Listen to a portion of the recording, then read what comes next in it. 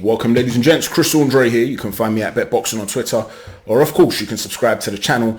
Joyce nails Hammer, pun intended. You knew what was going to happen pre-fight, really, didn't you? I mean, you expected it not to go particularly long into the night, but he was caught again with some big shots, even against a guy like Hammer, who is not a fast heavyweight.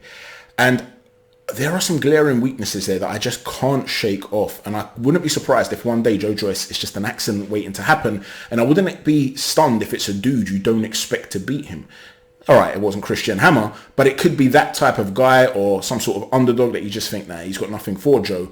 And one day Joe's punch resistance might just go overnight. And we'll talk about that in a moment, because there's also some fantastic things that Joe Joyce does, which also go under the radar. I know at face value, it's like fighting Jason from Halloween.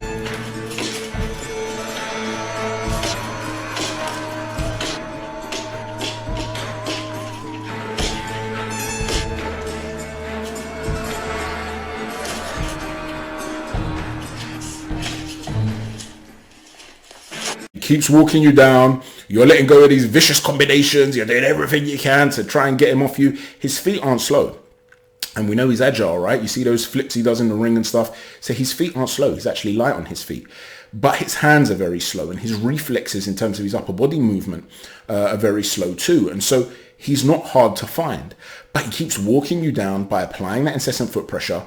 He doesn't swing for the fences to try and knock you out. When he has tried to do that on occasion, even against Daniel Dubois, when he was loading up on some big hooks to the head, he was missing by a mile. So what he tends to do is shorten up his shots and go a little bit more to the body when it comes to wide shots.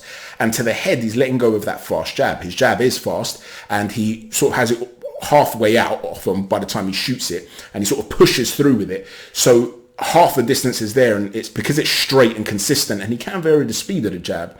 It does find a home. That punch aside, the rest of his shot selections are quite slow, but he's so varied with the way he does it. You know, 1 minute upstairs, next minute downstairs, and he's aiming at big parts in terms of targets at the body.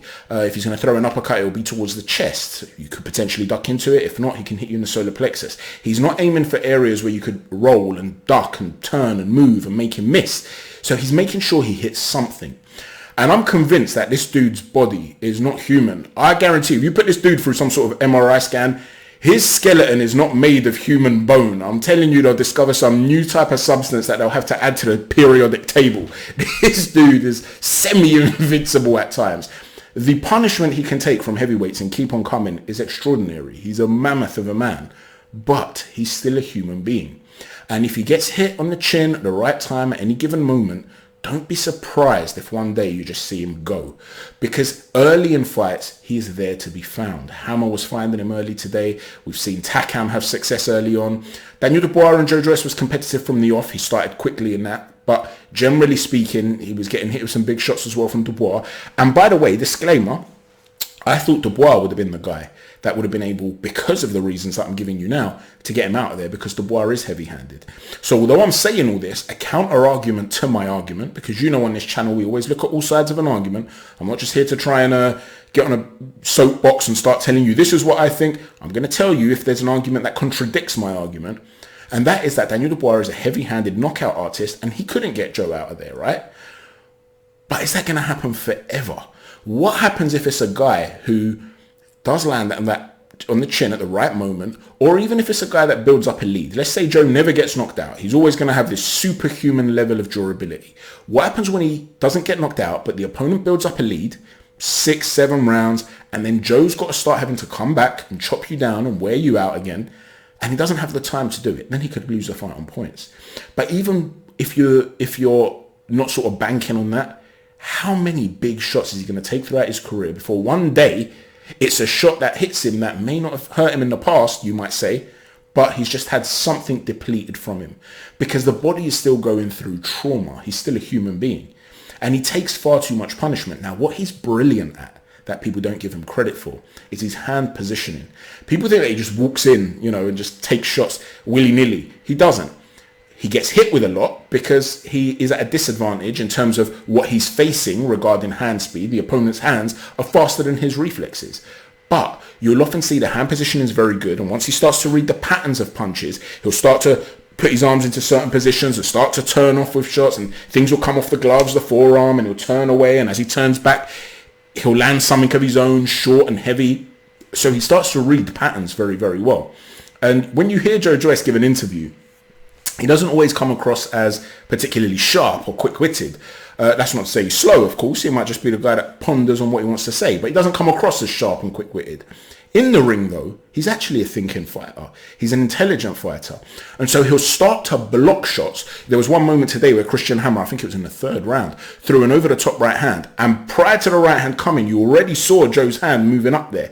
He recognized the pattern of Hammer. He knew what shot Hammer was looking for. And as the shot came up and he threw his hand up to block it, he's also twisting just to catch it and then come back with a short power shot of his own. So he's one step ahead of Hammer. And he tends to do this with a lot of fighters. And this is why he tends to finish well as the fight wears on. He's putting you under incessant foot pressure, forcing you to work, banging away at the body, those short, sharp jabs. Like I said, it's already halfway out and he's pushing through it, making sure he hits something. And not only are you working at a very high work rate, he's also then starting to read your patterns. So Joe Joyce is a dangerous dude, for no doubt about it. But what if he was in there against a guy, not just a Deontay Wilder type puncher, right? We know that could end terribly. Same with Anthony Joshua. We're not talking about just those sorts of guys, but a guy who's got a little bit of pop that you expect Joe Joyce to come through. What happens if one day he's just lured onto a shot, gets caught directly on the chin and gets taken out? Can you really rule that out? So listen, what's worked for Joe has worked for him, amateur and pro. So it's very easy for me to sit here and be critical. But maybe it would be better for Joe to come in behind the high guard early on. Be a little bit more protective of that head and jaw and not be so reliant on that iron chin of his. Let me know what you think. What is the ceiling for Joe Joyce? I know Joseph Parker pulled out of the fight, but with his hand speed and generally speaking, he's got a bit of stamina, Joseph Parker. And when he does gas at points, when he's not come in shape, because he's not always in shape, when he's in shape, he's got stamina. When he hasn't, and sometimes he wants to lower the tempo, he's very physically strong at tying up. And when I said this, a lot of people were saying to me, I don't see him as that strong. And I told you, wait till you see the Chisora fight. This was the first fight, and the second fight, you saw how strong he was in the clinch. He was able to tie up Chisora, and not many guys can tie him up and hold him and push him back. Apart from Joseph Parker, it was only Carlos Takam. I've never really seen anybody else that was physically stronger than Chisora in a clinch. So what happens if Joe Joyce with that lightning fast hand speed is up for it? Let's say they were to fight, is up for it, builds up a bit of a lead. As he starts to tire, he makes it sloppy, he ties up, he's able to see the fight out. Can Joe Joyce be sure of winning fights on points if he's not able to take guys out by coming on strong late on? In other words, is it just a case of Joe has to stop a guy late or he's done? Let me know what you think, guys. Thanks for watching. Chat to you soon. Take care. God bless.